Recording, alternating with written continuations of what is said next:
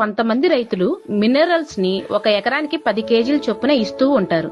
అలా ఇవ్వడం వల్ల రొయ్యలకి మినరల్స్ ఎక్కువ అవడం గాని తక్కువ అవడం గాని జరుగుతూ ఉంటుంది.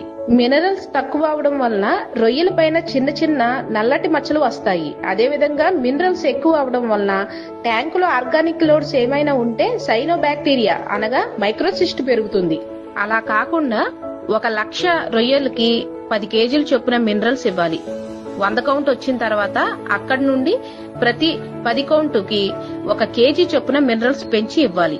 మీకు ఇంకా అర్థమయ్యేలా చెప్పాలి అంటే 100 కౌంట్ దాటిన తర్వాత రొయ్య ఎన్ని గ్రాములు అయితే ఉంటుందో అన్ని కేజీల మినరల్స్ అనేటివి ఇవ్వాలి. ఫర్ ఎగ్జాంపుల్, రొయ్య పిల్ల 10 గ్రాములు ఉంది అంటే 10 కేజీలు మినరల్స్ ఇవ్వాలి. రొయ్య పిల్ల 11 గ్రాములు ఉంది అంటే 11 కేజీలు ఇవ్వాలి. మీరు ఎక్కువగా ఏ సమస్య ఎదుర్కొంటున్నారో ఆ సమస్య గురించి తెలుసుకోవాలంటే మాకు కామెంట్ రూపంలో తెలియజేయండి.